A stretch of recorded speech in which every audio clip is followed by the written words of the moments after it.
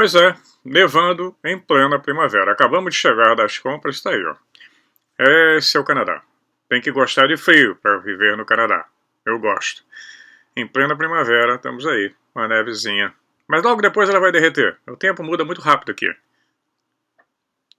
Um dia a temperatura está 0, às 2 horas da tarde vai para 4 positivos, de madrugada 10 negativos, depois amanhece um céu azul incrível e neve. É isso aí, Canadá. Olá. Mas que situação incrível que nós estamos vivendo, né? Que absurdo. Quem poderia imaginar? Por mais que a gente não queira tocar nesse assunto, não tem jeito. É impossível. Nós estamos numa situação de checkmate global. E para essa turma, para que eles tenham a possibilidade de dar o checkmate, eles precisam primeiro causar uma crise que paralise a economia. E com uma economia paralisada, o caos vem logo em seguida, e qualquer proposta de mudar isso radicalmente, né, o sistema, todo mundo vai aceitar. Eles criam condições de mudar radicalmente o sistema global, e todo mundo vai aceitar. Né? As grandes corporações de imprensa, principalmente, estão sendo usadas para isso. Qualquer veículo de comunicação no mundo inteiro é uma empresa, e a empresa precisa de recursos, precisa de dinheiro. Eles não trabalham com honestidade, eles estão vendendo um produto, tem que vender, no dia seguinte tem que vender. O tempo todo, a cada segundo. Cada segundo na TV é caro. Então, eles são também promotores desse checkmate. E nós estamos vendo que grandes investidores estão por trás dessas empresas de comunicação. Estão todas elas iguaizinhas no mundo inteiro. Não é só aí no Brasil, não. É uma loucura, é um verdadeiro manicômio. Um jornalista, de forma consciente ou não, ele pode estar servindo a esse propósito de fazer uma cobertura excessiva dessa porcaria, dessa pereba. Então, à medida que as pessoas ficam em casa, elas param para refletir melhor e percebem que tem alguma coisa esquisita, alguma coisa estranha. E que a situação não tem esse alcance tão desastroso como tinha sido apresentado. Isso é a primeira vez na história do planeta que há um lockdown planetário. Então é possível conciliar a prevenção. Eu me cuido, tenho evitado, eu sou idoso, eu sou um velho, eu preciso me cuidar, eu tenho várias fragilidades físicas, e daqui a pouco estarei mental também. Todo mundo vai passar por isso. Então me cuido, mas isso foi um exagero. Não tinha necessidade de acontecer o que está acontecendo. Poderia se manter num nível mínimo de atividade econômica, pelo menos. Então a maior parte dos jornalistas tem responsabilidade sobre isso. Né? Precisamos fazer uma reflexão sobre isso. Pelo menos uma parte deles poderia vir à tona e comentar o assunto, né? E os responsáveis trazer a população para um momento de reflexão para sair dessa situação. Um lockdown feito de forma extensiva e sem limites, né? Sem planejamento, com base em números firmes. Não fizeram isso baseado em números reais. Foi de repente, no dia, em 24 horas o mundo inteiro estava parado.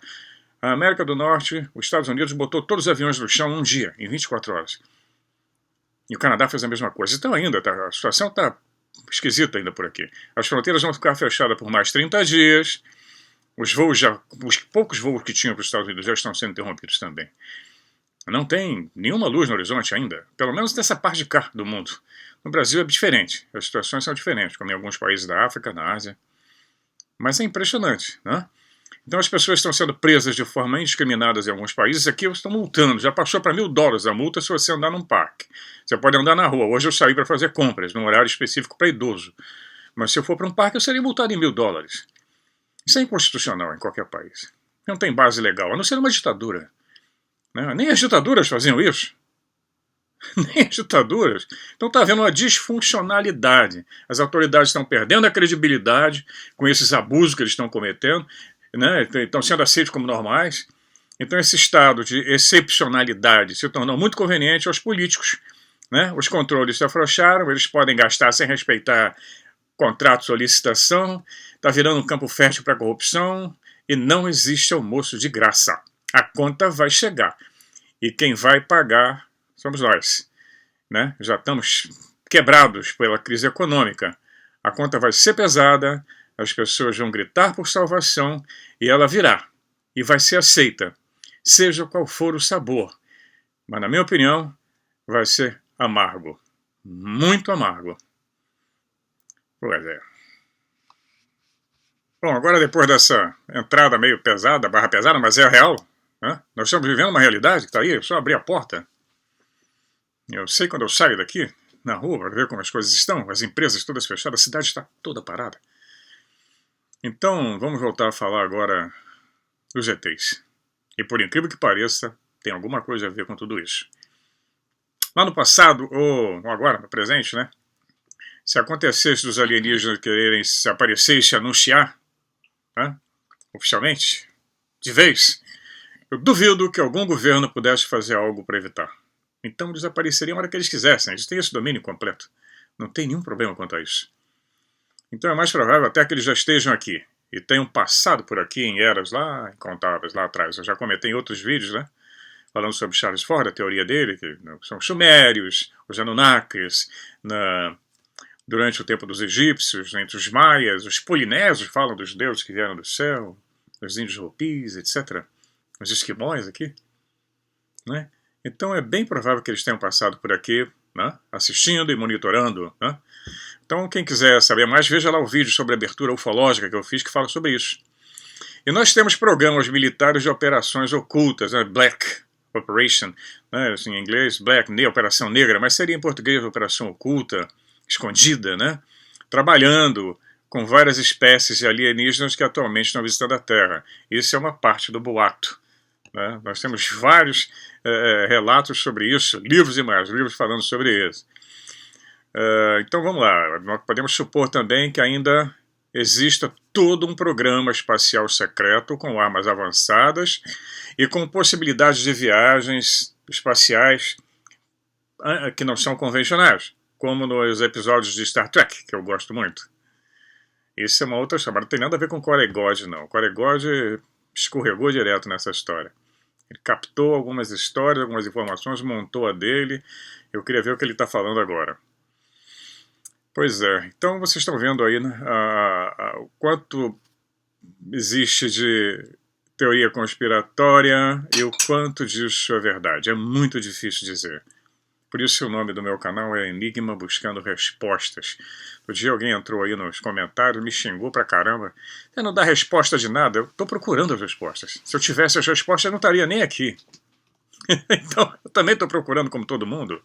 Eu vou pesquisar, vou buscar onde, vou buscar a fonte, comparar, para daí tirar uma conclusão e deixar que vocês também decidam o que pode ser real ou o que não pode. Nós temos condições de verificar documentos, de verificar a documentação liberada pelos governos. Alguns governos, o Brasil liberou uma parte, os Estados Unidos liberou milhões de documentos, a Inglaterra liberou, a França. Não tudo, evidente, né? Mas já estão liberando alguma coisa.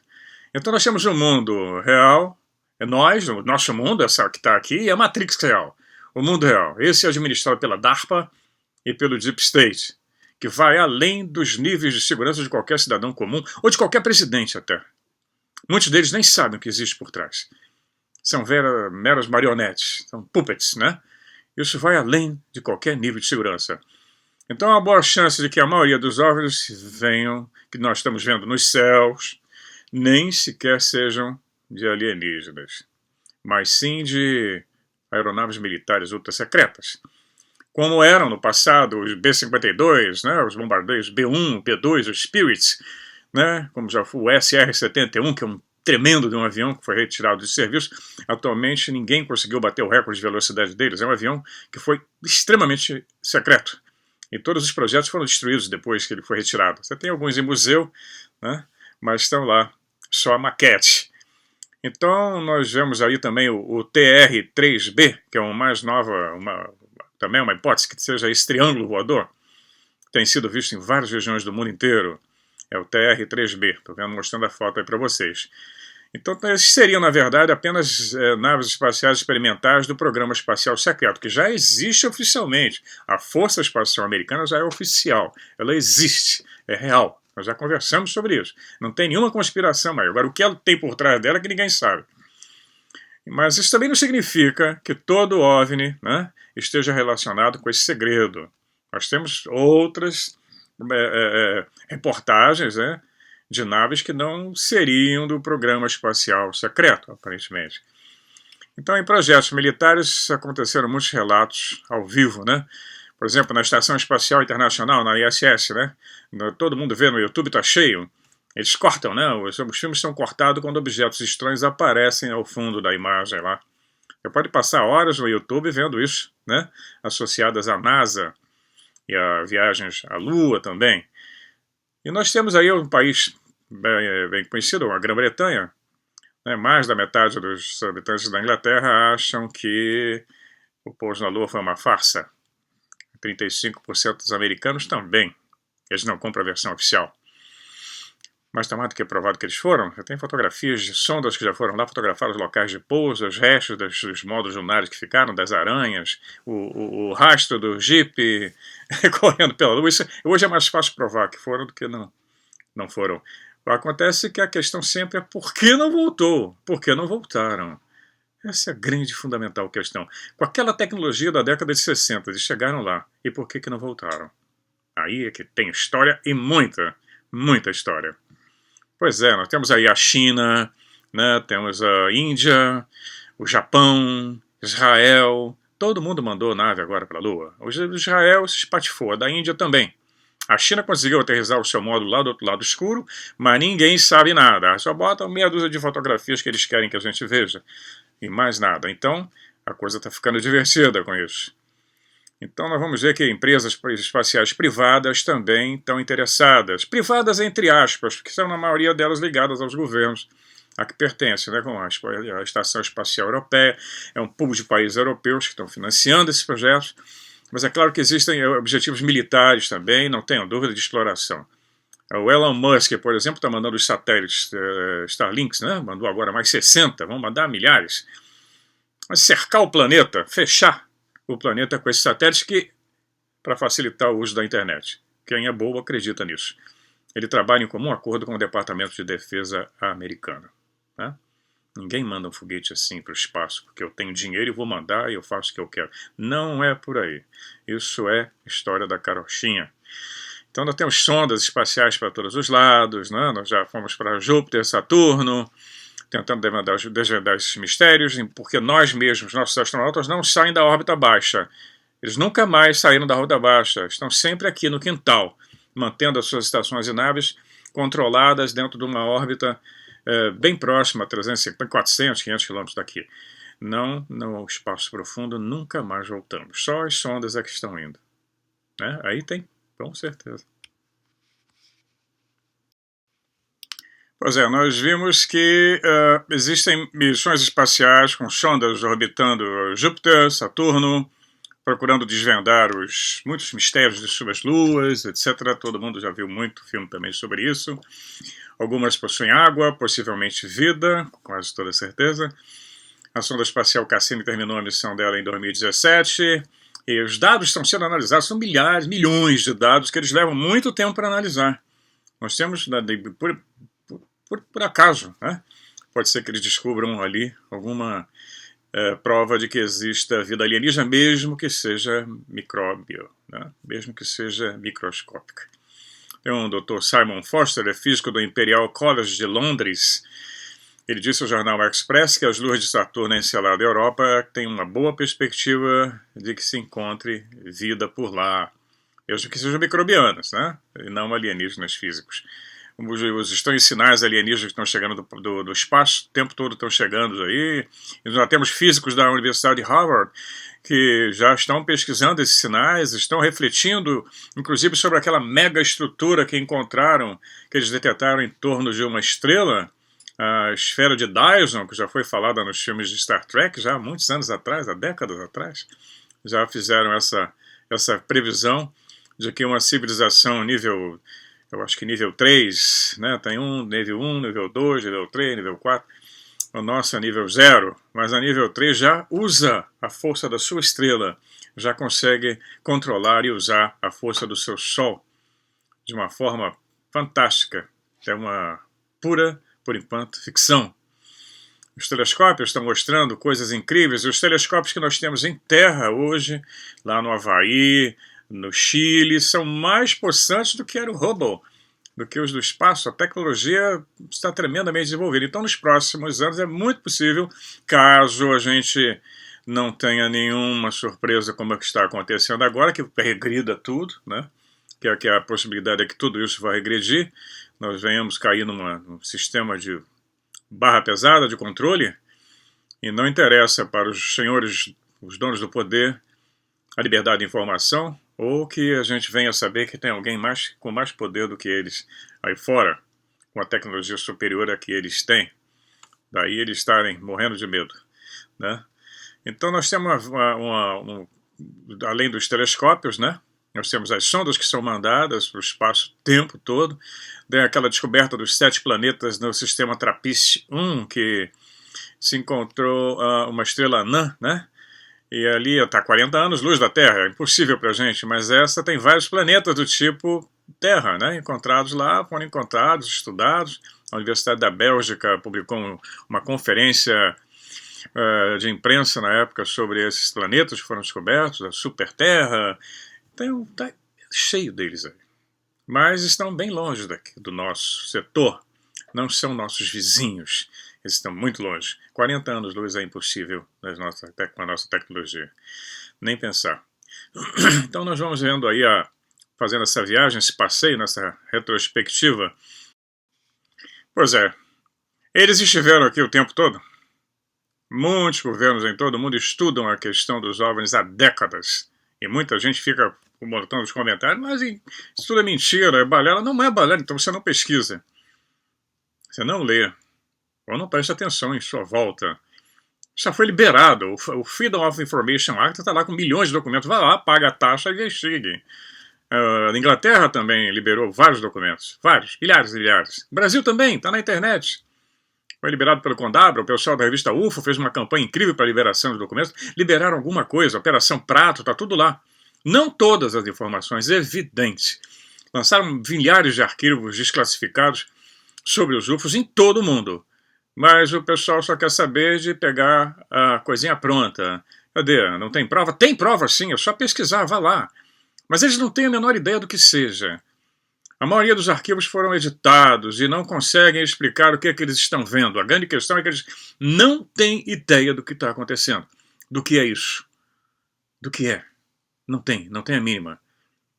Então, se tem, muito bem guardado o segredo. Por isso essa coisa de décadas e décadas e nenhum ET apareceu no gramado da Casa Branca ou aí numa ilha do Havaí, numa conferência mundial. Não. Nem temos um resto de uma nave no Smithsonian Institute, não tem lá um pedaço de um disco para a gente examinar. Não, está tudo escondido. Se tem, está muito bem escondido. Porque, na verdade, eles não sabem muito bem com o que estão lidando. Isso para não mencionar todas as naves militares secretas que eles escondem há décadas, né? Os projetos secretos. Isso tudo para aumentar a confusão.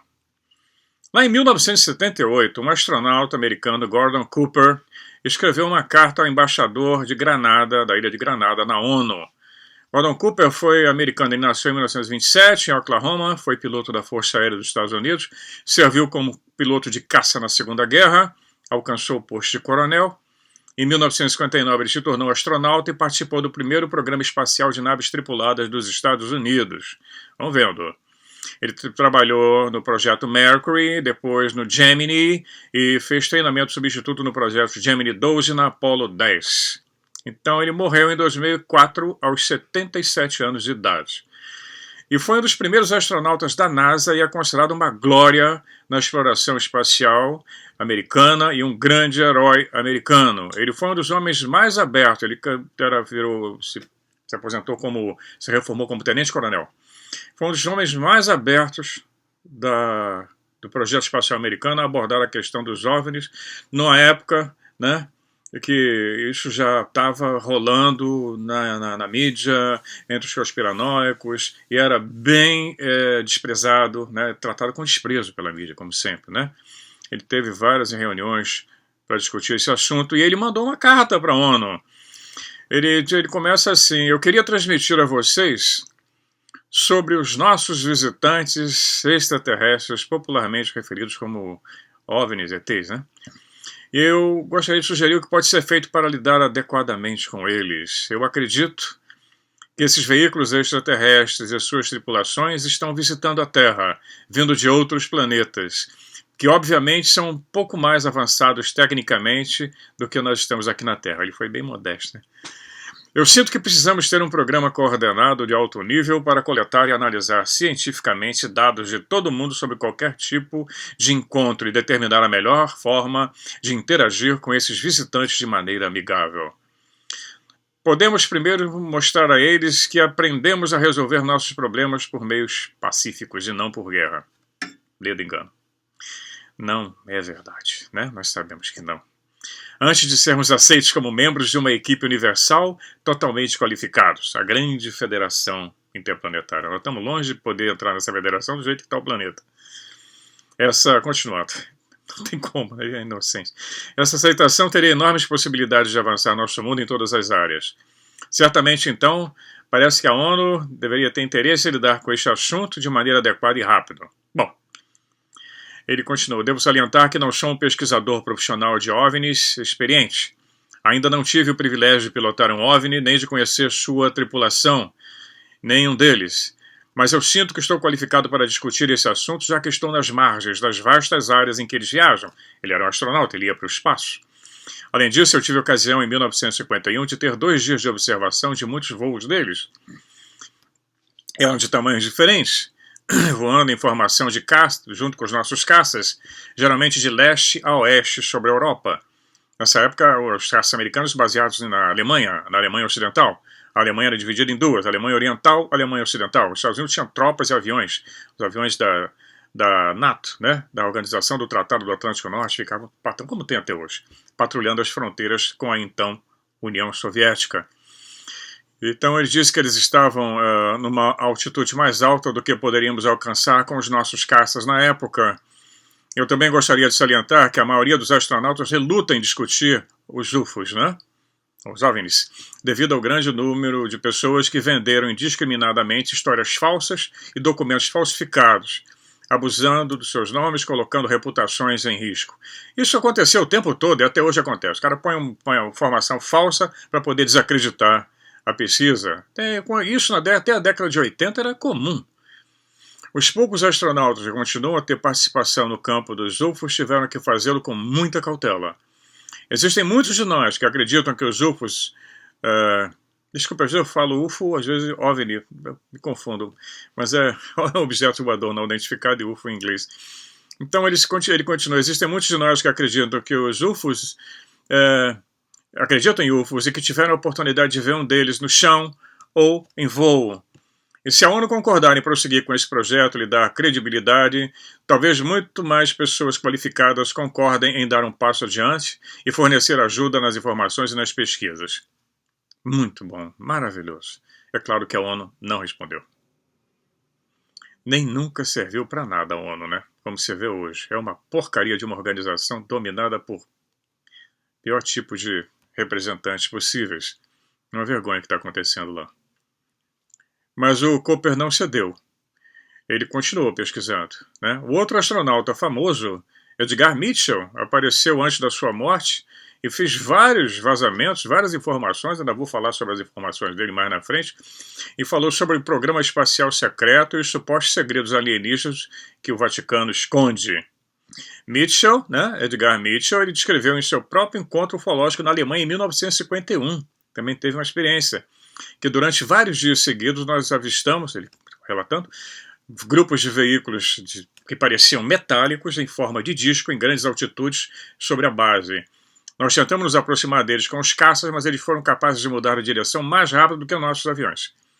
Eu acredito que os UFOs existem e que realmente são de uma outra civilização tecnologicamente avançada. Devido à minha associação com aviões e naves espaciais, eu acho que tem uma boa ideia da tecnologia que nós temos no nosso planeta, e de suas capacidades. E eu tenho certeza que alguns dos OVNIs, pelo menos, não são de nenhum lugar da Terra. Em 1993, Vladimir Kovalyadokov, ex-major-general do Comando Espacial Soviético, ele foi entrevistado na vila de Kosnikov, perto de Moscou, onde ele deu um detalhe de sua experiência pessoal com OVNIs em 1981. Ele diz: estávamos em órbita na Estação Espacial Salyut 6, Cyrus 6. E ele disse que viu um objeto que não se parecia com nenhum objeto cósmico, nem com que ele estava familiarizado. Imagina, o cara da Força Aérea Soviética, eles conhecem todo tipo de aviões que eles têm, que o inimigo tem, de projetos espaciais, de espionagem, etc. E ele diz, era um objeto redondo que lembrava um melão, redondo, um pouco alongado. Na frente desse objeto havia algo que lembrava um cone giratório. Eu sei desenhar. Mas é difícil de descrever, porque ele ficava transparente, parecia um corpo dentro de um outro, era uma coisa etérea, né? No outro extremo eu vi algo como uma descarga de gás, com um objeto reativo, como se tivesse um motor a reação, uma turbina funcionando. Então aconteceu algo que é muito difícil para mim descrever do ponto de vista da física. Eu não sei nada que possa fazer esse movimento. Ele encolheu, depois expandiu, começou a pulsar, e enquanto eu observava algo aconteceu. 2 explosões aconteceram, de uma e depois, 5 segundos depois a outra. A segunda parte explodiu. E ele ficou espantado, ele não sabia descrever o que era aquilo, eu não tenho a menor ideia do que aconteceu. Então, nós estamos vendo aí que esses encontros ufológicos lá do passado, década de 50, 60, nos ajudam a preparar, nos prepararmos, né? Fora os que tem de novos avistamentos, como o da Marinha Americana agora em 2018, né? Para um futuro alienígena, não tenha dúvida, né? Separando o que pode ser um projeto secreto, o que pode ser um projeto, uma evidência de alienígenas ou, como eu tenho comentado, interdimensionais, que é a teoria mais forte atualmente. Embora chateie muita gente, não são nossos irmãos de outros planetas, mas de uma dimensão aqui, juntinho, ok? Pois bem, e se todos os avistamentos de UFOs pudessem ser rastreados até os projetos militares secretos, né? Seria um sonho, né? Quantos avistamentos de OVNIs são realmente deles? Quantos são nossos? Pois é, e quanto aos UFOs aquáticos, hein? Tem muito relato deles em várias partes do mundo. Existem dezenas, centenas de relatos. Será que existem bases alienígenas subaquáticas escondidas no Caribe? Pois é, poderemos construir condomínios na Lua? Minerar? E se ficássemos cara a cara com o ET? Isso aí ia significar o fim da nossa espécie? Bravo, né? É só ver os relatos do que aconteceu com as civilizações da América do Sul, os Incas, os Aztecas, os Maias, no Pacífico Sul, com os índios americanos. Foram exterminados praticamente. Toda cultura que tem primitiva, que tem contato com uma cultura tecnologicamente mais desenvolvida, a outra vai sucumbir, vai se esfacelar, vai ser absorvida, vai ser desmontada. Vai ver o que os havaianos acham da presença americana na ilha deles. Vai ver o que os aztecas, os descendentes dos maias, dos aztecas, dos incas, pensam da ocupação espanhola, que chegaram com a cruz e a espada. O que os índios americanos acham? Seria o nosso caso, mesma coisa, né? Stephen Hawking e outros cientistas, eles achavam que isso ia acontecer. Eles até criaram medo, eles acreditavam que isso nos levaria a uma destruição. Essas tecnologias avançadas, além dos nossos sonhos, simplesmente iam destroçar a nossa cultura, a nossa civilização. Para o bem ou para o mal, não sabemos. Mas a história mostra que não foi muito para o bem, né? Isso nós vamos discutir ao longo desses vídeos. Eu estou começando agora essa série, que é uma jornada de perguntas. Uma jornada de perguntas. A questão alien, teríamos as respostas, né? Mas para a gente tem que começar a discutir isso, muita gente não conhece, não tem ideia, acha que essa questão de UFOs é uma coisa recente, começou agora. Eu tenho comentado várias vezes. Começou lá na Suméria. Depois no Egito, Babilônia, Egito, Grécia, Roma, Idade Média, e vem embora, o Renascimento, até chegar aos nossos dias. Mas essa coisa só tomou vulto por causa da mídia, a facilidade da comunicação, na década de 50. Eu, por exemplo, eu nasci em 1951. O Brasil, nessa época, era um país rural, né? Vamos dizer, foi a última grande década, segundo os românticos, A última grande década da pura cultura norte-americana foi a era de ouro da televisão, do rock and roll, quando surgiu o rock, onde os adolescentes tinham dinheiro para gastar e os dias de guerra era uma distância, uma lembrança distante. A Segunda Guerra Mundial tinha acabado há 5 anos. Era a época de ouro das big bands, das músicas de jazz, do blues. Né? Era muito bom, eu gosto até hoje. Né? Então nós tínhamos os carros clássicos, histórias em quadrinhos, Elvis Presley chegando, reinando no topo da cultura pop. Foi quando os discos voadores começaram a surgir na mente do público. Foi lá no verão de 1952, né? Isso é famosa, essa aparição, uma frota de OVNIs sobrevoou a Casa Branca, enviando um impacto, né? Um pânico a todos que testemunharam esse avistamento. Isso não era o único, né? Avistamentos ocorreram na capital, em Washington, durante 2 semanas seguidas. Tem vários documentos mostrando várias fotografias.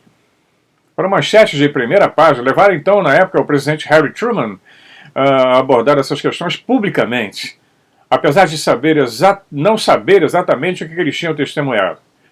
Como eu sempre comentei, não tem ideia. E para acalmar o nervosismo, né, diante da inundação de relatórios e da imprensa em cima, e tendo que responder às perguntas da mídia sobre os avistamentos. Então, para impedir que isso tomasse um rumo sem controle, eles criaram projetos de pesquisa, que é o famoso projeto do Livro Azul, Blue Book, onde lá os principais generais da Força Aérea na época, John Stanford, que era diretor de inteligência da USAF, da Força Aérea Americana, United States Air Force, a gente fala em português, seria USAF, né?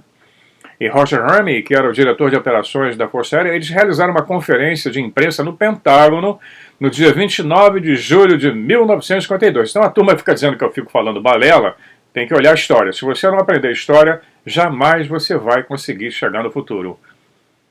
Tem que pesquisar, ok? Ninguém vem a público falar isso se você não tem referência. Isso era discutido em nível governamental já em 1952 no Pentágono. Quiser, como eu falei, tem que trabalhar, vai lá pesquisar. Quer tudo mastigadinho? Não vai conseguir. Tem que ir lá pesquisar, tem que ler bastante. Ler muito. Então essa foi a maior conferência de imprensa do Pentágono desde a Segunda Guerra Mundial. E não era discussão, não era um nazista mais, eram os OVNIs. Isso foi no dia 29 de julho de 1952. Eu tinha 1 ano de idade. Pois é, vamos continuar. Esses avistamentos assustaram o governo Truman na época. Nos dias 19 e 20 de julho, as telas de radar do Aeroporto Nacional de Washington e na base aérea de Andrews foram detectados estranhos blips, né? Blip no ecrã do radar, na tela, inexplicáveis. 1 semana depois, os blips voltaram. E a grande quantidade de relatórios de OVNIs em 1952 irritaram tanto a Força Aérea Americana quanto a CIA, que achavam que um país inimigo poderia estar intencionalmente inundando os Estados Unidos com relatos falsos sobre os OVNIs e provocando uma histeria em massa. Né? E isso também permitia que pudesse acontecer um ataque furtivo aos Estados Unidos. Estavam vivendo a plena Guerra Fria, onde havia o risco de um dedinho num botão vermelho detonar o holocausto nuclear. Hoje nós chamamos no holocausto biológico. Estamos em guerra. Não se enganem. A CIA respondeu a essa enxurrada de relatórios em 1952, criando um outro programa tipo Blue Book, que era o Painel Robertson, onde um grupo de cientistas se comprometiam em pesquisar o fenômeno OVNI com a mente mais aberta. Pura mentira. O Dr. Howard P. Robertson, um físico, liderou o conselho de pesquisadores na época. Passaram alguns dias observando os melhores casos dos OVNIs reunidos pelo projeto Blue Book, que já era anterior. E é claro que não foi nenhuma surpresa que eles explicaram, chegaram à conclusão de que esses OVNIs não faziam parte de uma conspiração alienígena. Eles têm muito isso. Eles dizem, não, realmente isso não significa nenhuma ameaça para os Estados Unidos da América. Mas não dizem o que é. Depois disso, a Força Aérea emitiu um regulamento chamado, numerado, o número do regulamento era o 200/2, ordenando que todos os oficiais da base aérea, da Força Aérea, classificassem qualquer caso de informação de OVNIs. Né? A Força Aérea também estabeleceu uma força-tarefa de investigação particular, era de número 4602, da Esquadrão de Inteligência Aérea, era o AISS, Air Intelligence Squadron, criado para ocultar deliberadamente, quer dizer, de propósito, as informações sobre os OVNIs do projeto Blue Book e de outros ramos do governo. E eles começaram depois a brigar entre eles. Até hoje existe essa briguinha entre a Marinha, a Força Aérea, o Exército nem tanto, né? Então eles ficavam um controlando a informação do outro, mas nada poderia sair de qualquer forma, era só entre eles. Cada ramo militar ficou subitamente interessado nos OVNIs e todos eles estavam escondendo e acumulando projetos e informações secretas um do outro. Até hoje. Até a Marinha não conversa sobre isso muito bem com a Força Aérea Americana. Tanto que o comando da Força Espacial está com a Marinha. Aí a Força Aérea também agora brigou e criou o comando. Não sei como é que está essa história. Qualquer hora dessa eu vou investigar como é que era, porque agora com essa confusão toda a gente não tem muito acesso a essas informações. Então nós estamos vendo que a história da ufologia, né, não é nada novo. Não tem nenhuma novidade. Agora nós temos YouTube, Facebook, a internet, e trouxe essa informação, essa enxurrada para muito mais pessoas. Mas isso era discutido desde o tempo que eu era neném. Usava fralda. Já estavam lá discutindo em nível governamental. Ok? Então vamos continuar com esse vídeo. Então vamos continuar no próximo falando sobre o general do Exército Douglas MacArthur, que fez também uma declaração super importante sobre isso, né?